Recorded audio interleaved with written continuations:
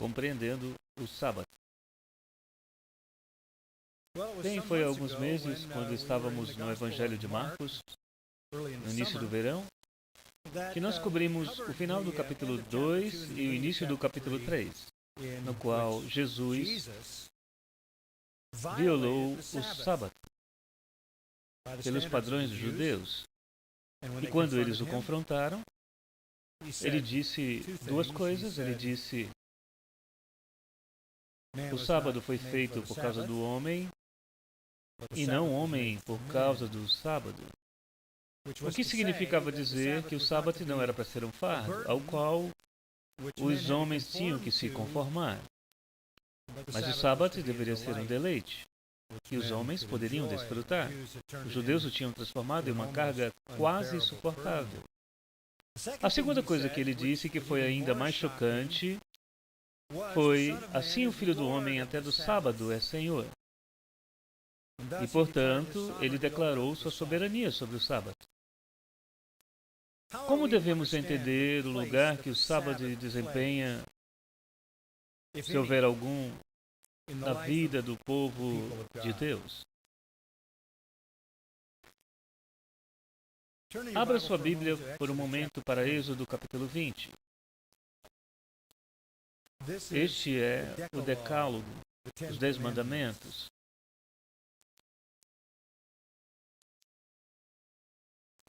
E perto do meio dos 10 mandamentos está o quarto mandamento. Começamos a ler sobre ele no versículo 8. Lembra-te do dia do sábado para o santificar. 6 dias trabalharás e farás toda a tua obra. Mas o 7º dia é o sábado do Senhor teu Deus. Não farás nenhuma obra, nem tu, nem teu filho, nem tua filha, nem o teu servo, nem a tua serva, nem o teu animal, nem o teu estrangeiro que está dentro das tuas portas. Porque em 6 dias fez o Senhor os céus e a terra, o mar e tudo o que neles há, e ao 7º dia descansou. Portanto, abençoou o Senhor o dia do sábado e o santificou. Não há nenhuma pergunta sobre os outros 9 mandamentos serem permanentes e obrigatórios. Não devemos ter outros deuses. Nunca devemos fazer uma imagem, um ídolo. Devemos adorar somente ao Deus vivo e verdadeiro. Nunca devemos tomar o nome do Senhor em vão.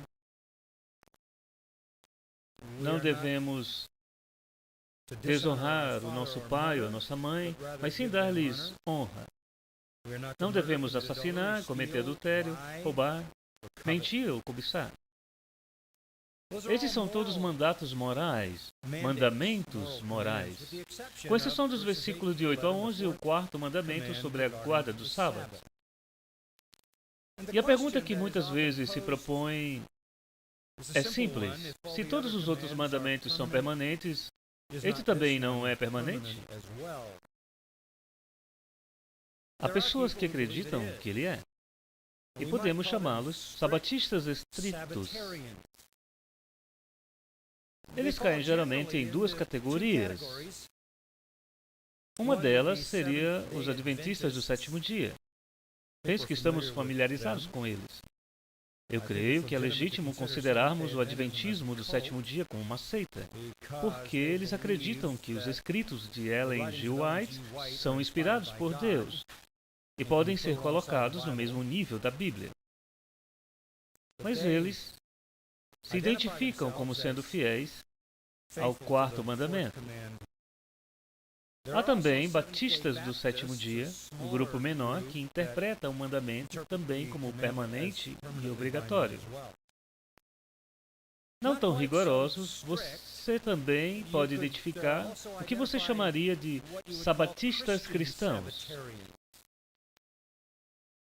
Eles decidiram que, como cristãos, devem manter o sábado, mas não como sendo mais o 7º dia, mas o 1º dia.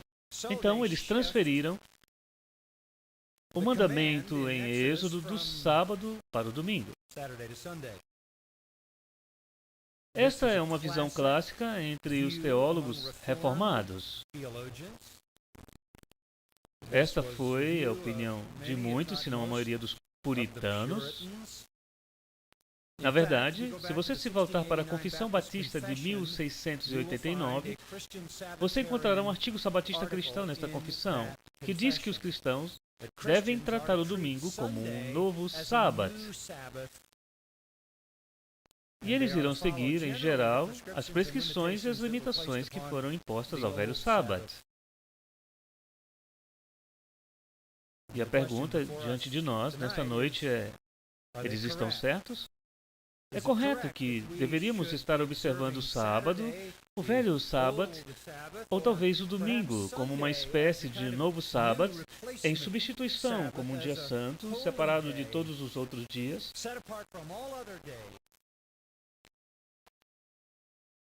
Bem, para respondermos a isso, precisamos voltar a Gênesis capítulo 2. Então, vamos fazer isso. Gênesis capítulo 2.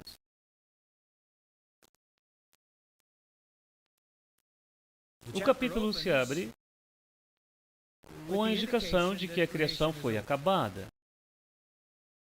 E lemos essas palavras: sim, os céus e a terra e todo o seu exército foram acabados, tudo que os preenche.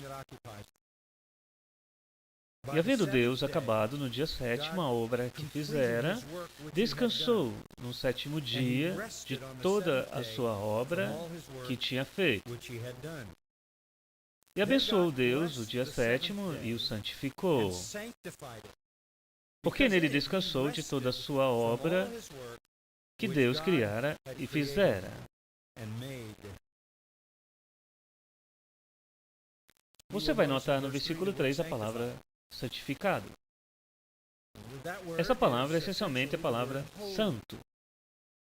E essa é a primeira vez que a palavra santo é utilizada na Bíblia. A raiz significa separar. Ou talvez melhor, transformando isso em um conceito vertical, elevar. É uma separação que eleva ou exalta. Então aqui, pela primeira vez, nos deparamos com a ideia de algo que está sendo separado por estar sendo elevado. Isto é, Deus designa este sétimo dia como um dia exaltado, um dia elevado acima de todos os outros dias. E Deus faz com que ele seja santo e declara que seja assim por três razões. As três razões estão basicamente ligadas aos três verbos que formam o texto. Primeiro de tudo, é um dia que é único porque os céus e a terra foram acabados e todos os seus exércitos. Esse é o primeiro verbo, toda a obra da criação foi concluída. Este trabalho de criação foi feito por Deus em 6 dias literais de 24 horas cada dia. E desde que se encerrou o sexto dia, nunca mais houve qualquer nova criação posterior, com exceção dos milagres divinos que temos lido a respeito ocasionalmente no Antigo Testamento, e a atividade intensa de milagres através da pessoa do Senhor Jesus Cristo, na qual ele criava integridade e bem-estar dentro da sua própria criação, agora decaída. Fora isso, a criação cessou no sexto dia. Ela não continuou por milhares de anos, ela não continuou por milhões ou bilhões de anos. Depois de 6 dias, foi terminada. Ela foi concluída.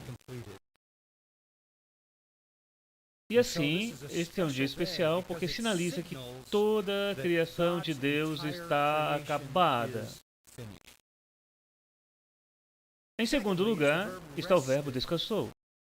Quando se diz no verso 2, e havendo Deus acabado no dia sétimo a obra que fizera, descansou. E então, no verso 3, novamente, porque nele descansou de toda a sua obra que Deus criara e fizera. Este é um dia único porque a criação foi acabada. Deus para e descansa. Isso não implica cansaço. O Senhor não se cansa, Isaías 40, 28. O salmista diz que ele não toscaneja nem dorme. Ele descansou apenas no sentido de que ele cessou o trabalho. Não que ele tivesse que reabastecer suas energias. Mas o que nos é dito quando se afirma que ele descansou é realmente que ele estava satisfeito. Isso nos leva de volta a Gênesis 1:31, e viu Deus tudo quanto tinha feito, e eis que era muito bom. Foi um trabalho perfeito. E foi o descanso da satisfação total. E a propósito, não haveria mais criação, e por um pouco de tempo não havia mais trabalho para Deus fazer. Deus não irá trabalhar de novo até o 3º capítulo do Gênesis, não muito tempo depois, quando Adão e Eva caíram. E Deus teve que ir novamente para o trabalho. E qual foi a primeira coisa que Deus fez? Capítulo 3, versículo 21, e fez o Senhor Deus a Adão e a sua mulher túnicas de peles e os vestiu. E então ele os expulsou do jardim. Deus não fez nenhum trabalho entre o fim da criação e a queda do homem. E com a queda do homem, a obra de Deus começou novamente. Deus tinha que preservar, como nos diz Hebreus 1, ele teve de defender sua criação pela palavra do seu poder, porque ela estava agora sujeita à deterioração. E assim ele teve de trabalhar para preservar o universo que ele tinha feito, a criação que ele fez. E ele também passou a trabalhar para cumprir todos os aspectos necessários na redenção da sua criação. Agora, você não vê naqueles 3 versos nada sobre pessoas descansando. Não há nada aqui sobre o homem descansar. Não há nada aqui sobre o descanso de Adão. Isso porque ele estava sem pecado e era um homem perfeito em todos os sentidos. Não houve esgotamento das suas energias quando ele estava fazendo aquilo para o qual ele havia sido ordenado a fazer, o simples cuidado com o jardim. Não há necessidade de ter um dia de descanso para um homem, do que ele descansaria? Ele está vivendo em um paraíso, sem trabalho e sem suor. E não havia nenhum gasto ou perda de energia. Não há nenhuma lei do sábado dada aqui para Adão. Nenhuma. Nada é dito sobre esse dia sendo um dia de adoração. A Bíblia não diz nada sobre isso. Aqui não há qualquer prescrição para ninguém. É uma passagem isolada completamente a Deus. Ele completou a sua criação, estava satisfeito com ela. Ele cessou. E isso constitui seu descanso. E o 3º verbo no versículo 3, e abençoou Deus o dia 7º. Ele projetou que esse 7º dia fosse um memorial especial para a sua criação em sua perfeição original. É muito importante que você entenda isso. Este é um dia para ser elevado acima de todos os outros dias como um memorial para lembrar a glória da perfeição de Deus na criação. Cada 7º dia, daqui por diante, seria um lembrete de que Deus, em 6 dias, criou o universo em perfeição. Alguma vez você já se perguntou por que utilizamos calendários em todo o mundo em múltiplos de 7? Parece um número ímpar, não é? Certamente não há nenhuma razão racional para se chegar a 7 e em seguida designar semanas e meses e anos para estarem em conjuntos de 7. É realmente um tipo e uma forma estranha de fazer as coisas. Poderia ser mais simples fazê-los em dezenas. E ainda é universalmente adotado em todo o mundo. E é único, e é projetado para ser único, porque cada 7º dia é um lembrete do poder e da glória de Deus expressa na magnificência da criação em 6 dias. Rejeitar a Deus como Criador. Rejeitar a Deus como Criador em 6 dias é retirar a bênção do 7º dia. Afirmar que, de algum modo, Deus usou milhares de anos, milhões de anos, bilhões de anos, é desacralizar o 7º dia. Há uma razão pela qual nós vivemos em unidades de 7 dias, e o homem sempre fez isso, e isso ocorre porque cada 7º dia fornece para nós um lembrete de que Deus é o Criador, que criou em 6 dias o universo inteiro. Em Apocalipse, capítulo 14, há o testemunho do Evangelho. Bem, eu não vou ler para você os anjos voando pelo céu, e o testemunho do Evangelho é reconhecer Deus como o Criador. E a eterna boa notícia de que Deus é o Criador.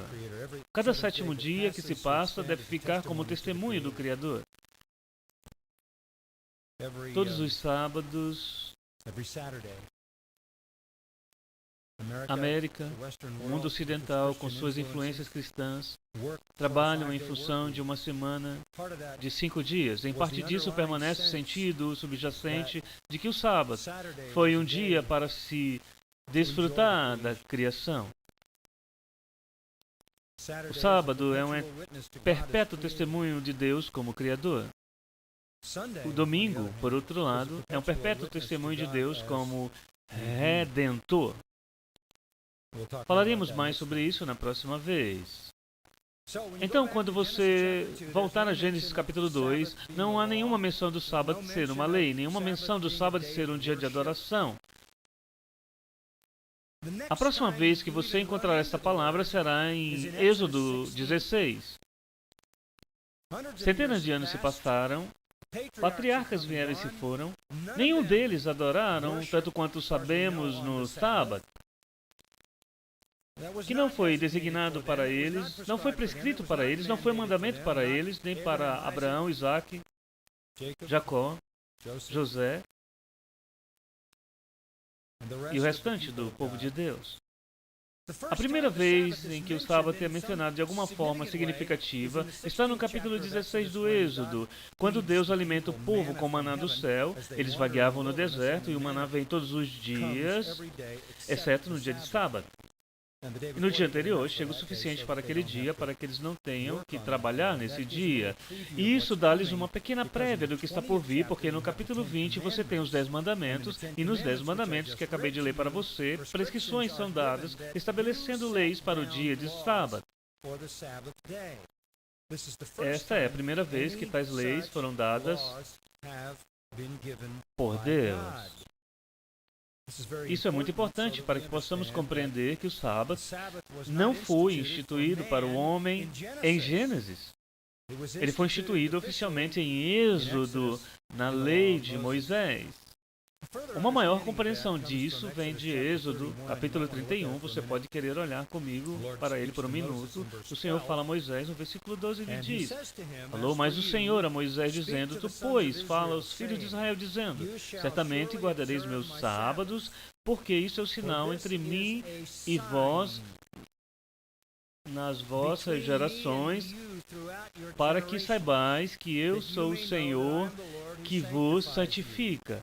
Portanto, guardareis o sábado, porque santo é para vós. Aquele que o profanar certamente morrerá. Porque qualquer que nele fizer alguma obra, aquela alma será eliminada do meio do povo. 6 dias se trabalhará, porém o 7º dia é o sábado do descanso, santo ao Senhor. Qualquer que no dia do sábado fizer algum trabalho, certamente morrerá. Guardarão, pois, sábado os filhos de Israel, celebrando-os nas suas gerações por aliança perpétua.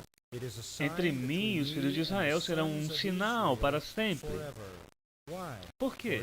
Porque em 6 dias fez o Senhor os céus e a terra, e ao 7º dia descansou e restaurou-se. Aqui descobrimos que o sábado é um sinal. É um sinal, ou seja, ele aponta para outra coisa. É um símbolo, se você preferir. Ele é colocado no meio ou perto do meio dos 10 mandamentos porque é um símbolo ligado à aliança mosaica. Deixe-me ver se eu consigo te ajudar com isso. Quando Deus fez uma aliança com Noé, ele prometeu a Noé que ele nunca iria destruir o mundo novamente. Deus identificou um sinal. Qual foi o sinal da aliança com Noé? O arco-íris. Quando Deus fez uma aliança com Abraão, ele fez essa aliança com Abraão e ele designou um sinal. E o sinal da aliança abraâmica, a participação entre o povo da aliança de Israel, era o sinal da circuncisão. E aqui você tem no Pacto Mosaico outro sinal. E o sinal desta vez é o sábado. Foi apenas um sinal. Não se ganhava nada observando o sábado com um coração dúbio. Na verdade, Isaías 1:13 diz: Não continueis a trazer ofertas vãs, o incenso é para mim abominação, e as luas novas e os sábados. O profeta Oséias pronuncia um julgamento semelhante sobre os seus sábados hipócritas, e farei cessar todo o seu gozo, as suas festas, as suas luas novas e os seus sábados. Não significa nada observá-lo exteriormente sem um coração de amor e devoção a Deus. Mas para que era o símbolo? Para que foi este sinal? Qual a razão do sinal? Eu acredito que você entenderá quando eu explicar. O sábado foi um lembrete da criação. O sábado era para lembrar ao povo de Israel que tinham perdido o paraíso, que o homem tinha perdido o paraíso. A lei lhes disse: obedeça a essa lei e você será abençoado. Deus disse isso repetidamente. Obedeça a essa lei e você será abençoado. Para mostrar-lhes que o comportamento justo iria restaurar um sabor de paraíso do Éden. O comportamento justo também apontaria para o futuro. Um reino futuro, quando o paraíso seria recuperado. Assim, o sábado, e em todos os sábados em que eles passavam descansando, eles foram lembrados de uma criação perfeita. Um paraíso de Deus, dominado por justiça, que foi perdido pelo pecado e só poderia ser recuperado novamente por justiça. Deus então instituiu o sistema do sétimo dia, não para todos no mundo, na verdade, especificamente diz para Israel. Versículo 17, um sinal entre mim e os filhos de Israel para sempre. Cada sétimo dia foi um lembrete de que eles estavam vivendo em um mundo decaído. Cada sétimo dia foi um lembrete de que eles tinham perdido o paraíso. E a única maneira de recuperarem uma amostra do paraíso era a obediência a Deus, de forma honrosa. E, portanto, eles estavam considerando a importância de obedecer aos 10 mandamentos. Eles estavam considerando a importância naquele sétimo dia de examinar suas próprias vidas e observar como eles estavam sendo medidos, sendo confrontados com a lei de Deus. O objetivo era o reconhecimento do pecado e o de trazê-los ao arrependimento. Assim, o primeiro sétimo dia identificou Deus como Criador, mas a instituição do sábado na economia mosaica identifica Deus como o legislador.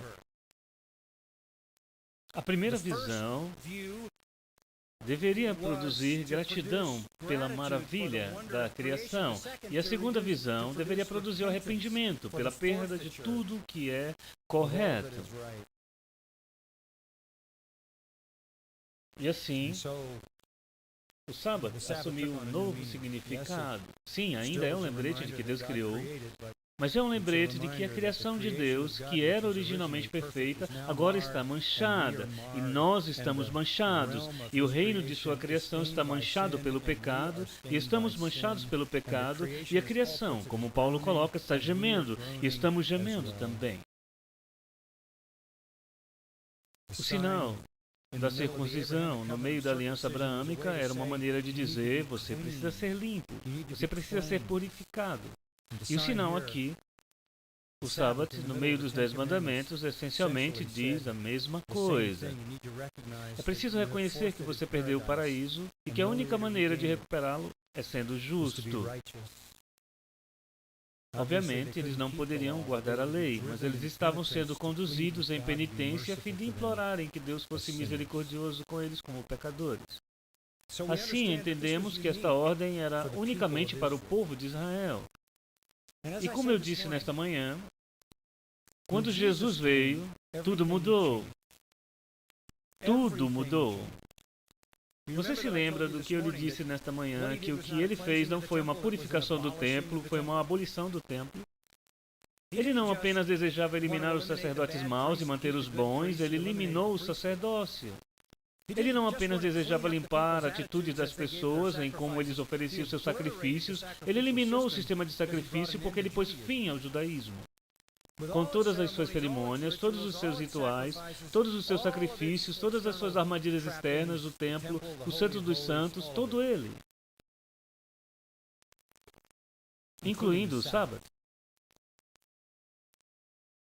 Incluindo o sábado. A observância do sábado foi embora com todo o resto que pertencia ao judaísmo.